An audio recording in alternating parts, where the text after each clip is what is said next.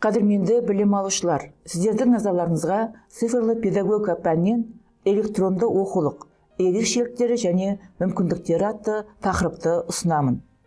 Қарастыратын мәселелер: жоғары оқу орнының оқыту процесінде электронды оқулықты пайдалану мүмкіндіктері.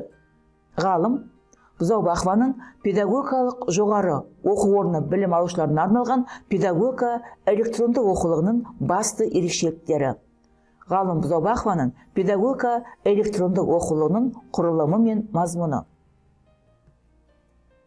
Ұсынатын әдебиеттер: негізгі әдебиет Бұзаубақова Клара Жайдарбекқызы, Амирова Амина Слямханқызы, Маковецкая Анастасия Андреевна. Цифрлы педагогика. Тараз, 2022 жыл. Жоғары оқу орнының оқыту процесінде электронды оқулықты пайдалану мүмкіндіктерін ашып көрсетеміз. Электронды оқулықтар. Жоғары оқу орнының оқу тәрбие процесінде цифрлы технологиялар, электронды оқулықтарды қолдану болашақ педагогтың білімін өздігінен жетілдіруге көмектеседі. Сондай-ақ оның шығармашылығының қалыптасуына айтарлықтай үлес қосады. Материалды толық әрі тереңірек меңгеруге мүмкіндік болады. Оқу тәрбие процесінде электронды оқулықты пайдаланудың дайындық кезеңінде болашақ педагогтың игерген білім, білік, дағдыларын диагностикалау жүйесі қамтамасыз етіледі.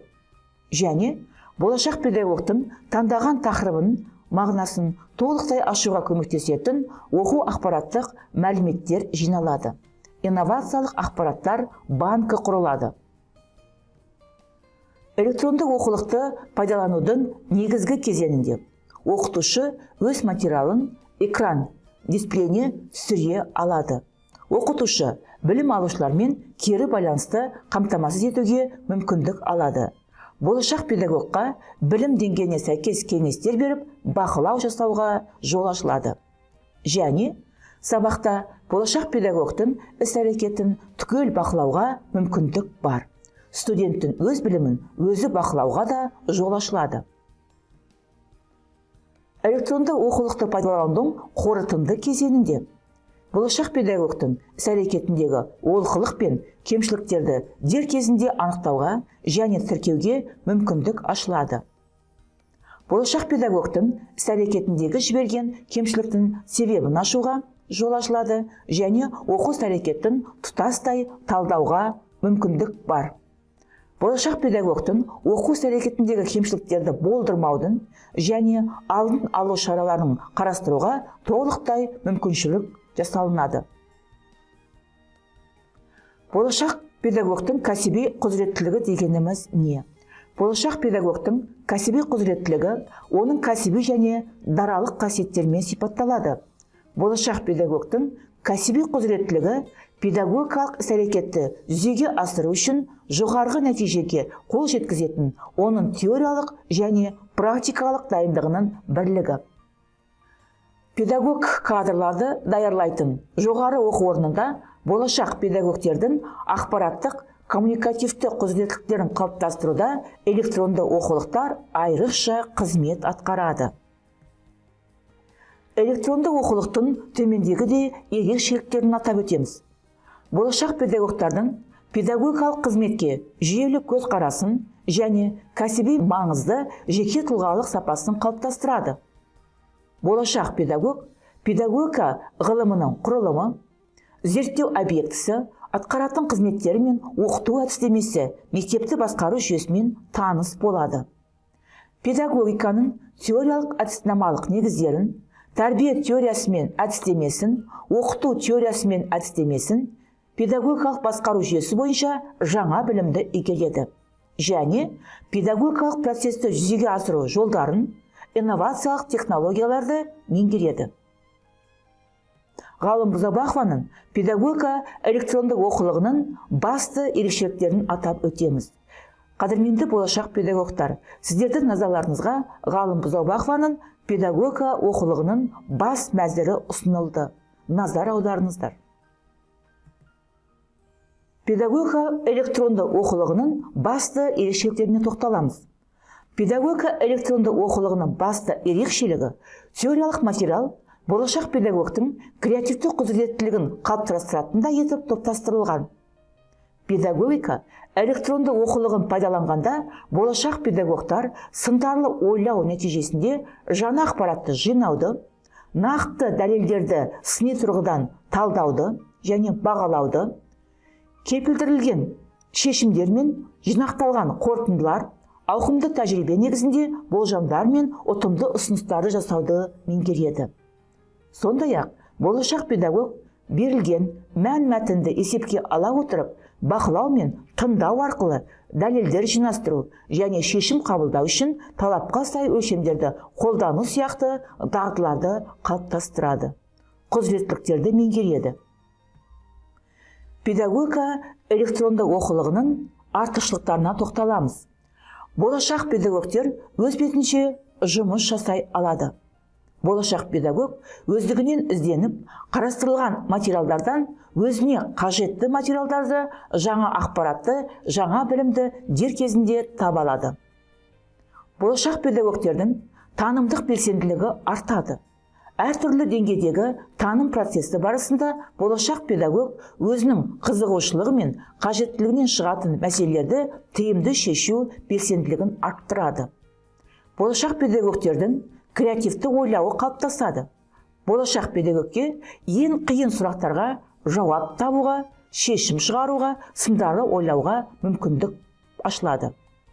Болашақ педагог салыстыра отырып, бұрынғы өтіп кеткен материалдар мен жаңа білім арасындағы логикалық байланыстарды анықтауды үйренеді, тұжырым жасайды. Болашақ педагогтардың цифрлы құзыреттіліктері олардың сыни ойлау, жаңа ақпаратты іздеу, өңдеу және сұрыптау сияқты практикалық машықтар арқылы қалыптасатындықтан жоғары оқу орындарында электронды оқулықты пайдаланудың маңызы ерекше. Болашақ педагогтардың шығармашылық ізденісі қалыптасады. Мәселені қоя білу, сұрақтарға жауап іздеу, нәтижені сұрыптау және тағы да басқа зерттеушілік құзыреттіліктері қалыптасады.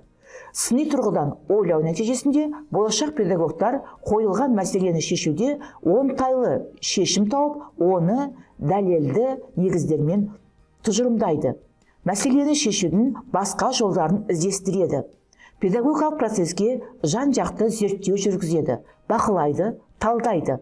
Өз ойын, өз тұжырымын еркін айтады. Ең бастысы, болашақ педагог өз бетінше білім игереді, өзін өзі дамытады.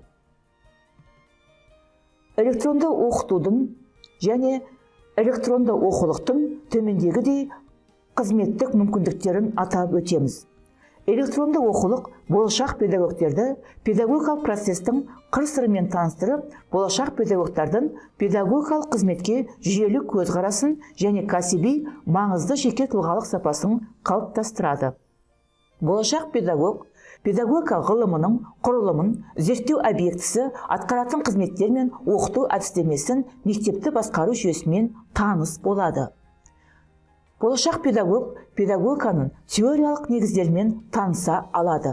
Сондай-ақ, болашақ педагог педагогикалық процесті жүзеге асыру жолдарын мен инновациялық педагогикалық технологияның қыр-сырын меңгереді.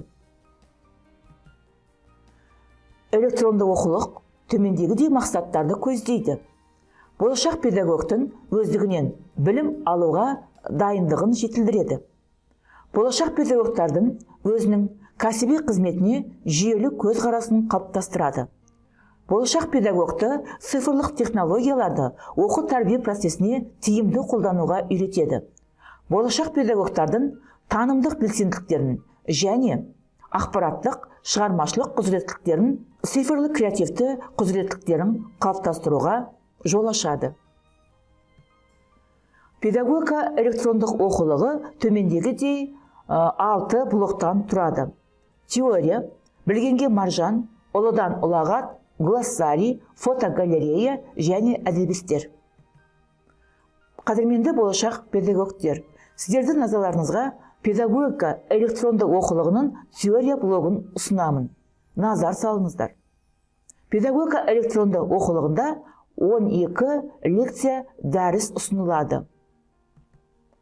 Электронды оқулығының теория блогының тақырып бөлігін назарларыңызға ұсынамын. Назар салыңыздар. Әр тақырып жеке-жеке мәтін түрінде ашылады. Электронды оқулықтың тест блогы назарларыңызға ұсынылды. Электронды оқулықтың тест блогында әрбір тақырып бойынша білімді бақылау мен бағалауға арналған 10 тест тапсырмалары беріледі. Жауап дұрыс болса жасыл белгі, ал жауап дұрыс болмаса қызыл түспен белгі беріледі. Тест соңында қанша сұраққа дұрыс жауап берілгені және қанша уақыт кеткені туралы көрсетіледі. Егер де болашақ педагог тесттің жауабына көңілі толмаса, тестті қайтадан кері шертпесін басу арқылы қайтадан тестті өтуге мүмкіншілік бар. Ал бұл кезде тесттің реттік номері өзгереді. Осылайша тестті қайта өту арқылы болашақ педагог өз білімін жетілдіреді. Қымбатты білім алушылар, сіздердің назарларыңызға электронды оқулықтың Bliss Tour блогы ұсынылды. Назар салыңыздар.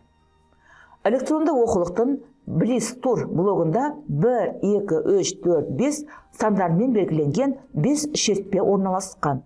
Bliss Tour ұяшығында кім жылдам, кім зерек ойыны ретінде Bliss Tour сұрақтары беріледі. Әр тақырыпта 5 Bliss Tour сұрақтары ұсынылады. Уақыт өткеннен кейін сұрақтың дұрыс жауабы мониторға шығады. Қадірменді білім алушылар, сіздердің назарларыңызға электронды оқулықтың бейне сабақ блогын ұсынамын. Назар салыңыздар. Электронды оқулықтың бейне сабақ шертпесін басу арқылы тақырыптың мазмұнын ашатын автордың бейне сабағын көруге болады. Әрбір бейне сабақ тақырып мазмұнын ашатындай іріктеліп топтастырылған. Қадірменді болашақ педагогтер, сіздердің назарларыңызға электронды оқулықтың педагогикалық сөзжұмбақ блогын ұсынамын. Назар салыңыздар. Электронды оқулықтың педагогикалық сөзжұмбақ шертпесін басу арқылы әрбір тақырыптың мазмұнын ашатын педагогикалық сөзжұмбақ шешу ұсынылады. Әрбір тақырып бойынша сөзжұмбақ топтастырылған. Қадірменді білім алушылар, электронды оқулықтың шығармашылық тапсырма блогына назар салыңыздар. Электронды оқулықтың шығармашылық тапсырма шертпесін басу арқылы тақырыптың мазмұнын ашатындай шығармашылық тапсырмалар ұсынылады. Және шығармашылық тапсырмаларды орындауға мүмкіндік бар. Электронды оқулықтың білгенге маржан блогын ұсынамын. Электронды оқулықтың білгенге маржан блогында болашақ педагогтың танымдық креативтік құзыреттіліктерін қалыптастыратындай дидактикалық материалдар топтастырылған. Назар салып тыңдағандарыңызға рахмет.